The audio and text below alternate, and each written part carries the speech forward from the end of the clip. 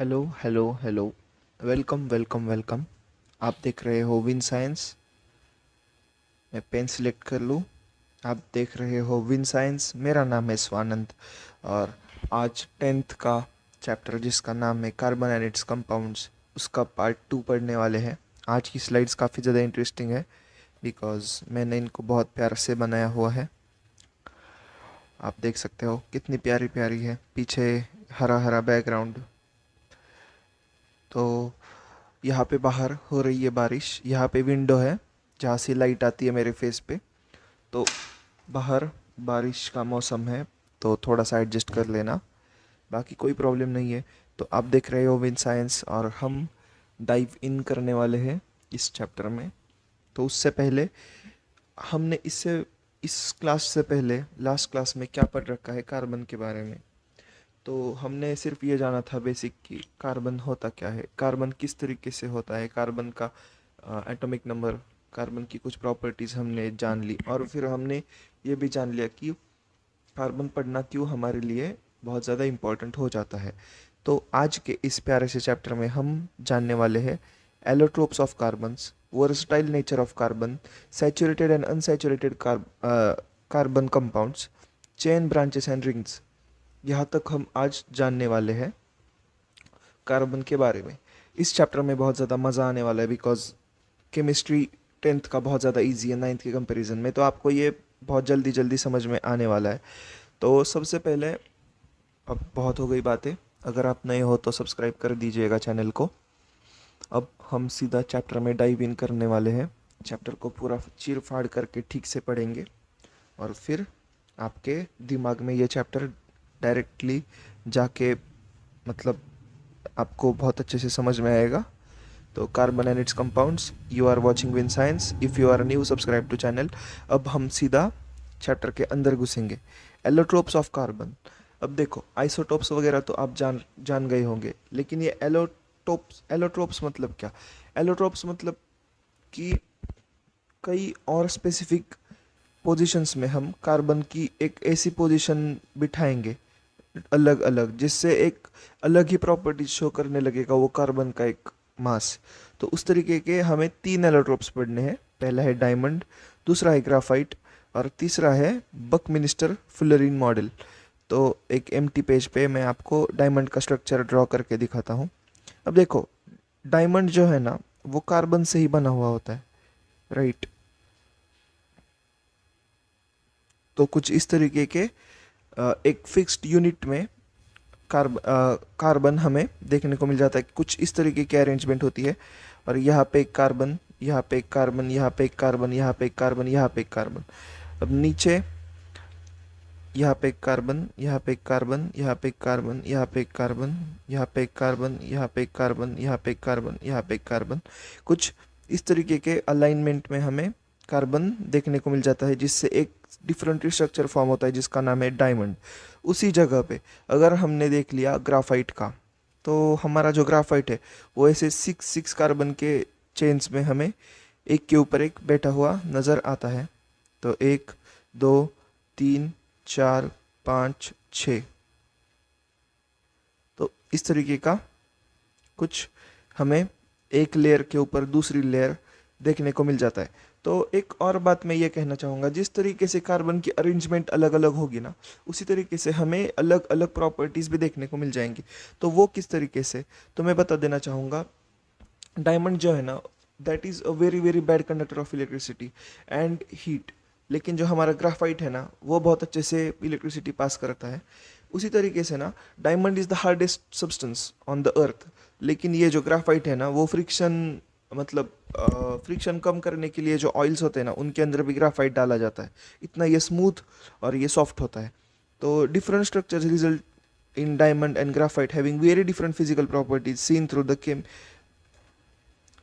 even through their chemical properties are same, even though their chemical properties are same। तो भले ही chemical properties एक जैसी हो, लेकिन ये जो फिजिकल प्रॉपर्टीज है ना, वो कम्प्लीटली डिफरेंट हो जाती है बेस्ड ऑन देयर स्ट्रक्चर के अरेंजमेंट पे। Diamond is the hardest substance known while the graphite is smooth and slippery.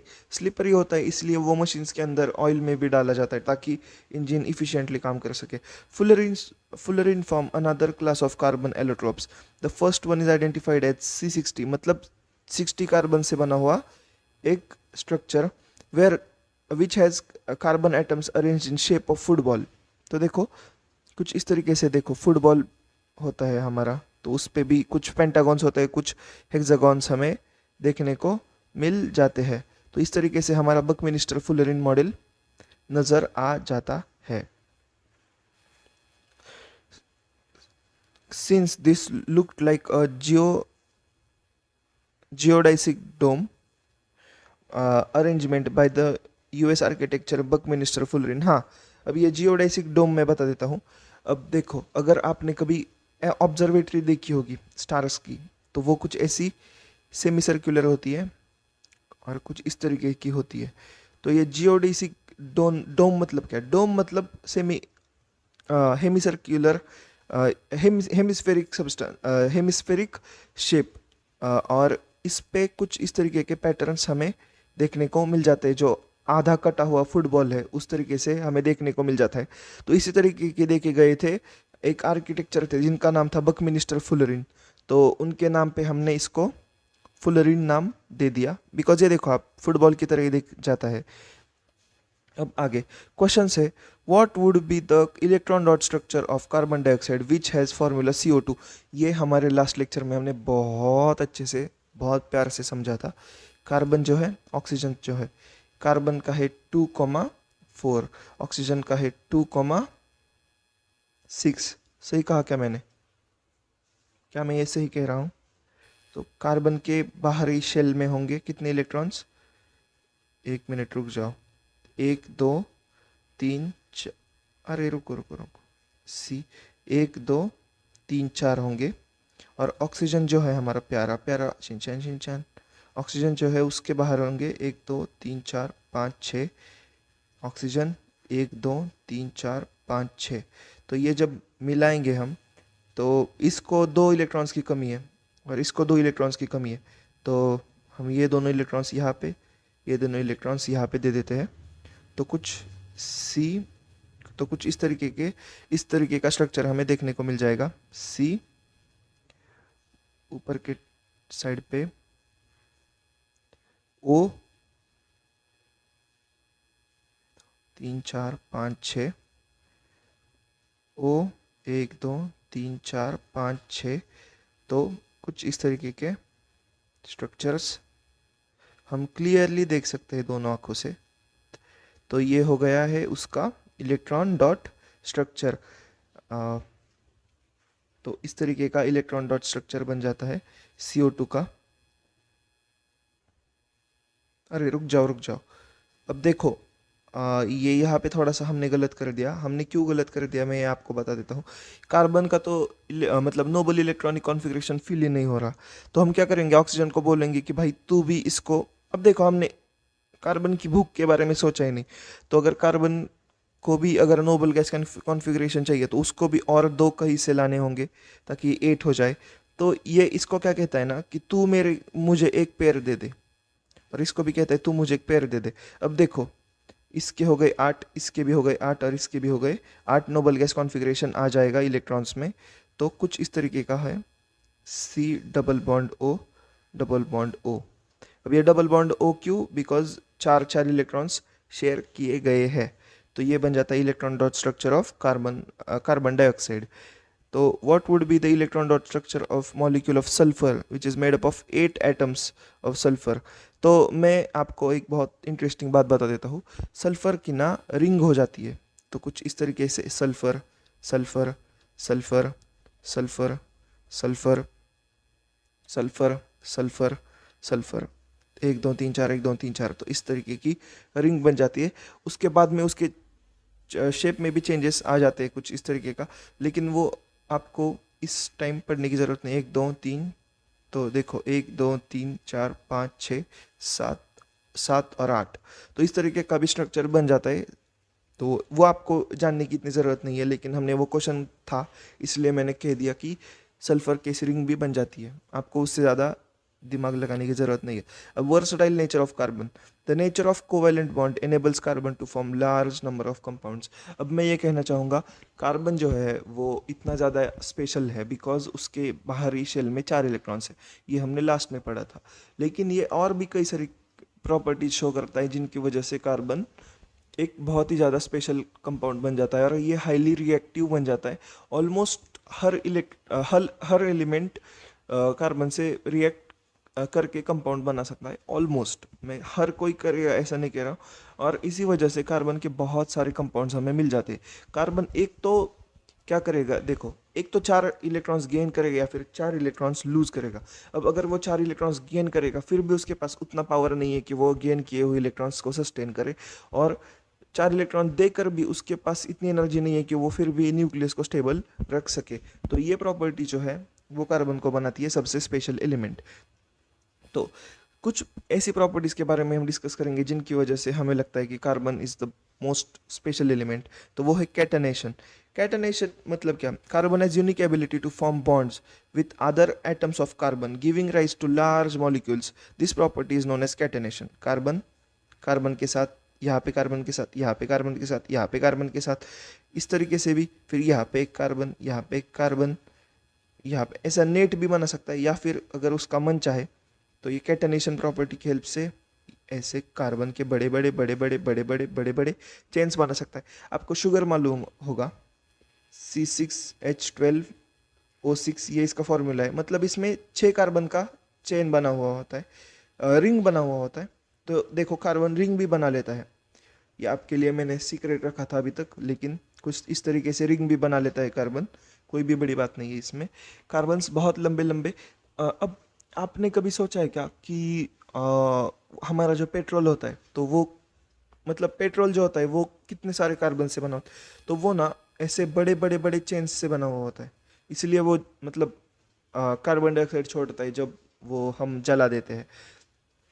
जो कोयला होता है वो भी कार्बन से बना हुआ होता है। अब आगे, these compounds may have long chains of carbons, branched chains and even carbon atoms arranged in rings। तो देखो कार्बन रिंग भी बनाएगा, ब्रांच भी बनाएगा, चेन भी बनाएगा। Linked by single double and triple bonds. तो कार्बन के जो एटम्स है ना वो सिंगल डबल और ट्रिपल बॉन्ड से लिंक्ड हो सकते हैं। तो मैं कुछ एग्जांपल्स दे दूंगा।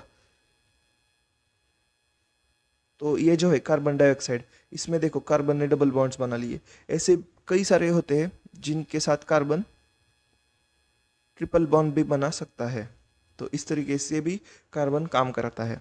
तो इसी वजह से कार्बन बहुत ज़्यादा कंपाउंड्स में भी दिख जाता है, बहुत सारे रिएक्शंस में भी दिख जाएगा आपको। पूरा का पूरा ऑर्गेनिक केमिस्ट्री है वो कार्बन के ही बेसिस पर है, मतलब कार्बन हाइड्रोजन ऑक्सीजन इन्हीं के बेसिस पे है। No other element exhibits the property of catenation to the extent of carbon compound. Silicon forms compounds with hydrogen which have chains up to 7 or 8 atoms, but these chains are very reactive। अब मैं आपको बता देता हूँ, अगर आपने periodic table कभी पहले देखा है नहीं देखा मुझे पता नहीं है, लेकिन कार्बन, सिलिकॉन, जर्मेनियम एक लाइन में आते हैं तो ये बहुत ज़्यादा सिमिलर प्रॉपर्टीज शो करेंगे, वो एक फैमिली के ही पार्ट है। तो इसी वजह से जो कैटनेशन कार्बन दिखाएगा वैसा ही कैटनेशन सिलिकॉन भी दिखाता है।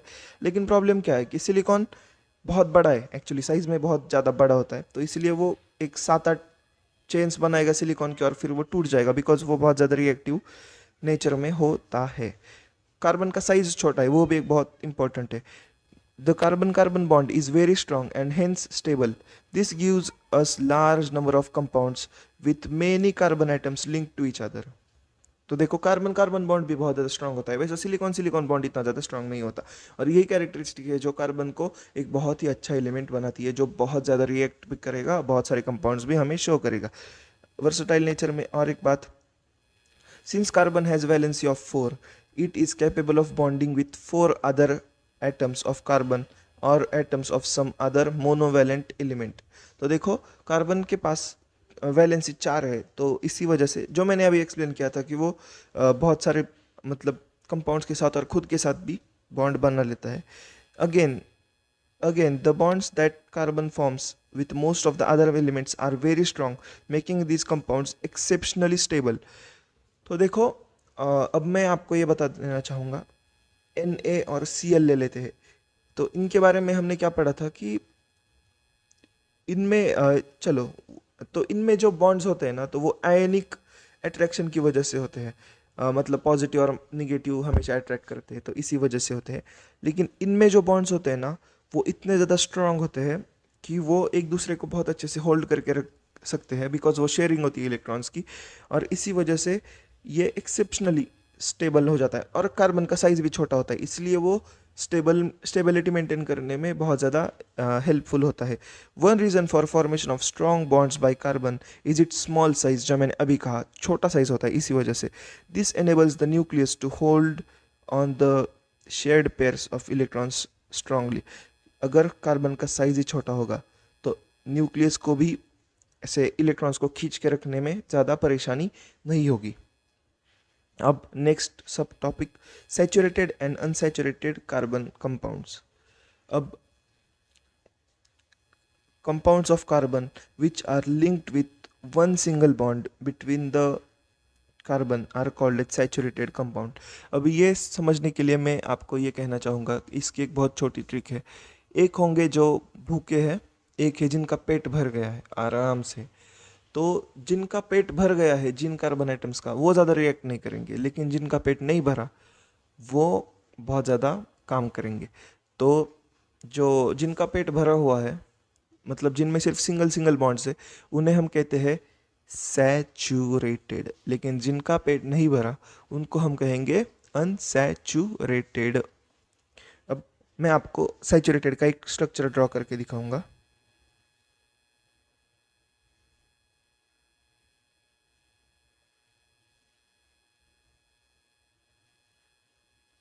समझ गए क्या? अब देखो, सारे के सारे इसमें कैसे बॉन्ड्स है, सिंगल बॉन्ड्स। अब मैं आपको अनसैचुरेटेड का स्ट्रक्चर ड्रॉ करके दिखाता हूँ।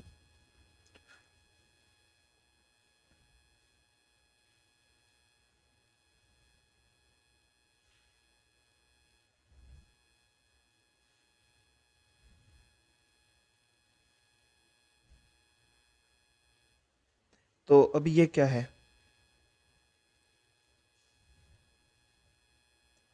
अब देखो, यहाँ पे आपको डबल बॉन्ड दिखेगा, यहाँ पे आपको ट्रिपल बॉन्ड दिखेगा।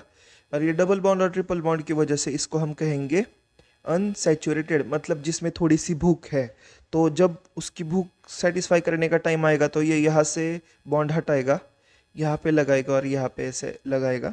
तो इसको हम कहते हैं unsaturated compounds. You will see that valencies of all the atoms are satisfied by single bonds between them. Saturated में such carbons are called as saturated compounds. Carbon compounds are called saturated compounds. These compounds are normally not very reactive. जो saturated है उनको कोई लेना देना नहीं है, तो वो एकदम चिल आदमी है, वो कुछ हिलेंगे नहीं, डुलेंगे नहीं, कुछ नहीं करेंगे। इन्हें हम पैराफिन्स भी कहते हैं प्यार से। आपने वो पैराफिन वैक्स सुना होगा, तो इसमें इस टाइप की सैचुरेटेड कंपाउंड्स आते हैं। सैचुरेटेड फैट्स भी सुना होगा आपने, तो वो ज़्यादा कुछ काम नहीं करते, इसलिए वो मतलब डैमेजिंग है हमारे बॉडी के लिए। इसी तरीके से पैराफिन वैक्स होगा, तो उनमें भी एक कम रिएक्टिव वाले कार्बन के सैचुरेटेड कंपाउंड्स हमें देखने को मिल जाएंगे। अब ये इथेन, इथीन और इथाइल, इसके बारे में कुछ चीज़ें पढ़ेंगे। इथेन मतलब पूरा का पूरा सैचुरेटेड। इथीन, अब मैं हाइड्रोजन्स नहीं ड्रॉ करते बैठूंगा, बिकॉज आपको अब पता चला है कार्बन की वैलेंसी 4 है, तो फिर 1 2 3 ऐसे हाइड्रोजन्स लग जाएंगे। यहाँ पे 1 और 2 हाइड्रोजन्स लग जाएंगे, यहाँ पे हाइड्रोजन हाइड्रोजन हाइड्रोजन लग जाएंगे। तो ये हो गया इथेन। इथेन में सारे के सारे SATURATED। इथीन में डबल बॉन्ड वाले अनसैचुरेटेड। अब वो मैं आपको प्यार से ड्रॉ करके दिखाऊंगा, बिकॉज आप छोटे छोटे बच्चे हो। तो अब देखो, डबल बॉन्ड तो हमने ड्रॉ कर दिया, तो अब यहाँ पे कितने लगेंगे और हाइड्रोजन्स, 1 और 2। देखो 4 बॉन्ड्स हो गए, बस कार्बन का उस कार्बन का पेट भर गया। 1 2 3 4, उस भी कार्बन का पेट भर गया। अब यहाँ पे इस कार्बन का भी पेट भर गया। तो इस तरीके के जहाँ पे डबल बॉन्ड्स आपको देखने को मिल जाएंगे तो उन्हें हम कहेंगे इथीन। इथीन। तो इसके एंडिंग में क्या आएगा पता है? इसके एंडिंग में आएगा ANE, इसमें आएगा ENE, और जब 3 बॉन्ड वाला होगा तो उसके आएगा 1 2। तो इस तरीके से 3 बॉन्ड वाला, यहाँ पे एक हाइड्रोजन, यहाँ पे एक हाइड्रोजन, तो इसको हम क्या कहेंगे? इथाइन। इथाइन।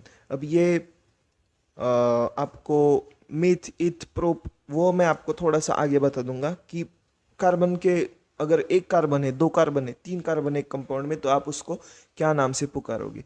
जैसे जैसे मैं क्या कहूँ अब, आप आपको रोल नंबर वाइज कैसे बुलाएंगे तो उस तरीके से, या फिर उसी तरीके से जितने कार्बन के नंबर से ना उसी के रेंज में हम उनके नाम को मतलब अलग अलग नाम रख देते हैं। जो आप मेरे साथ बोलोगे तो आपके याद हो जाएंगे। बिल्कुल शर्माइए मत, जोर से बोलिए, बिकॉज मैं भी जानता हूँ ऑनलाइन जब आप पढ़ रहे होगे तो थोड़ा सा ऑकवर्डनेस होगा, कैसे चिल्लाए। कोई प्रॉब्लम नहीं है, बस चिल्लाओ। और ये याद रखो, such compounds of carbon having double and triple bonds between the carbon atoms are known as unsaturated carbon compounds. These are more reactive than saturated carbon compounds. ये आप आई होप जान गए होंगे, अनसैचुरेटेड, सैचुरेटेड। अब chains, branches and rings, ये सबसे प्यारा topic. अब यहाँ पे हम जानेंगे, एक कार्बन होगा तो क्या कहेंगे, 2 कार्बन होगा तो उस कंपाउंड को क्या कहेंगे, 3 कार्बन होगा तो क्या कहेंगे। अगर एक कार्बन होगा तो मिथ, 2 कार्बन होंगे तो इथ, 3 कार्बन होंगे तो प्रोप, 4 कार्बन होंगे तो क्या कहोगे आप उसको? ब्यूट। अगर 5 कार्बन होंगे तो पेंट। अगर 6 कार्बन होंगे तो HEX, हेक्स। अब आप कहोगे सर ठीक है आपने पढ़ा तो दिया, लेकिन हमारे ये याद कैसे रहेगा? तो अब आप इसको याद करने की टेक्निक जानोगे। मिथ मतलब एक, इथ अब मेरे साथ बोलिए ताकि आपको ये आप इससे थोड़ा फैमिलियर हो जाए, ताकि जब आप आगे इसको बहुत ज़्यादा जानोगे, अब आपको कई सारे नेम्स भी बनाने को आएगा, तो तब आप क्या करोगे? नॉमेनक्लेचर आएगा। इन कार्बन कंपाउंड्स के इतने ज़्यादा कार्बन कंपाउंड्स होते हैं क्यों कि उनको ऐसे मतलब अगर बहुत सारे बच्चे होंगे ना तो क्या टीचर हर किसी का नाम याद रख पाएंगी? नहीं रख पाएंगी। तो हमें रोल नंबर्स दिए जाते हैं। इसी तरह से कार्बन के नाम को याद रखने के लिए ना हमें कुछ ऐसे रूल्स दिए गए हैं जिनके अकॉर्डिंग हम बच्चों के नाम मतलब ऑन द स्पॉट भी बना सकते हैं। तो इस तरीके से तो आपको ये 6 तक या फिर 7 8 9 10 तक तो आपको आ जाएगा, जो मेरे साथ आपको बोलना है। 1 कार्बन के लिए मिथ, 2 कार्बन के लिए इथ, 3 कार्बन के लिए प्रोप, 4 कार्बन के लिए ब्यूट, 5 कार्बन के लिए पेंट, 6 कार्बन के लिए हेक्स, 7 कार्बन के लिए हेप्ट,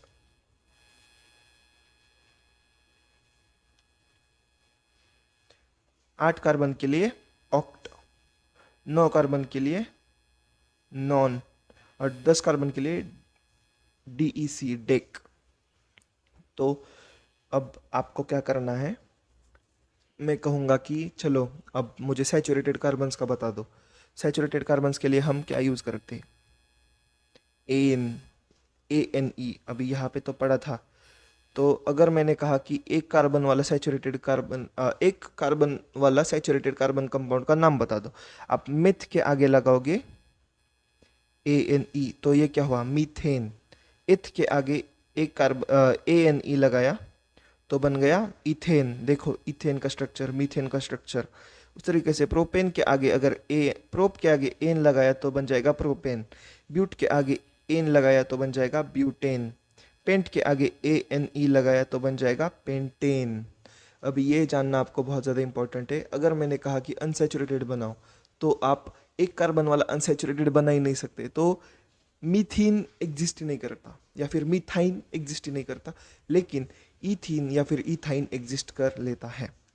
आगे हेक्स के आगे अगर एन लगाओगे तो ये बन जाएगा हेक्सेन। आई होप ये आपको यहाँ तक समझ में आया होगा। अब ये आपको मतलब ज़रूरत क्या है ये सब पढ़ने की, तो एक तो सीधी सी बात है कि एग्ज़ाम में आएगा। दूसरी बात ये, I mean this is the basic of organic chemistry. आप जब भी आगे जाके पढ़ोगे, जहाँ भी पढ़ोगे, जो भी आपको पढ़ाएगा, तो वो आपको यहाँ से नहीं स्टार्ट करेगा। वो आपको सीधे बोलेगा मीथेन, या फिर सीधे बोलेगा इथेन, या फिर आपके टेक्स्ट बुक्स में भी मीथेन गैस ऐसा लिखा होगा। तो तब आपके दिमाग में क्लिक करना चाहिए कि मिथ मतलब एक, इथ मतलब दो। तो इस तरीके से चीज़ें काम करेगी। ब्रांचेस और रिंग्स में, in addition to the straight and branch carbon chains, some compounds have carbon atoms arranged in the form of ring. For example, cyclohexane has the formula of C6H12 and the following structure. तो ये structure है cyclohexane का। अब आपको sir ये H कहाँ पे गए, रुक जाओ बताता हूँ, रुको थोड़ा सब्र करो।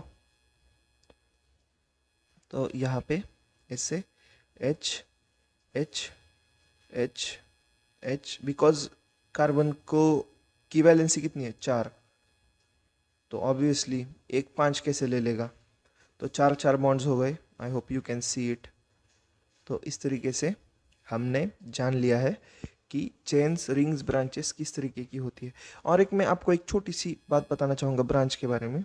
तो कुछ ऐसे भी होते हैं, ऐसी होगी तो यहाँ पे एक होगा, तो इसकी भी नेमिंग हम सीखेंगे, लेकिन वो शायद अगले चैप्टर में या फिर इसी चैप्टर के थोड़े से एंडिंग पार्ट में। नॉमेनक्लेचर मतलब नाम कैसे डालेंगे।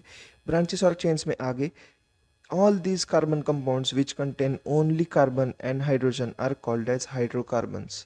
hydrocarbons हाइड्रोकार्बन्स मतलब ऐसे कंपाउंड्स जिनमें हाइड्रोजन से और कार्बन से, हाइड्रोकार्बन्स से ही हमें फ्यूल मिलता है। आपने सुना होगा हाइड्रोकार्बन फ्यूल मतलब क्या, मतलब जो धरती के नीचे से खोदा गया हुआ क्रूड ऑयल, तो क्रूड ऑयल में भी हाइड्रोकार्बन्स ही हमें मिल जाते हैं। Saturated hydrocarbons are called as alkanes. Saturated are called as alkanes. Unsaturated are called as alkenes, or those who contain triple bonds are called as alkynes.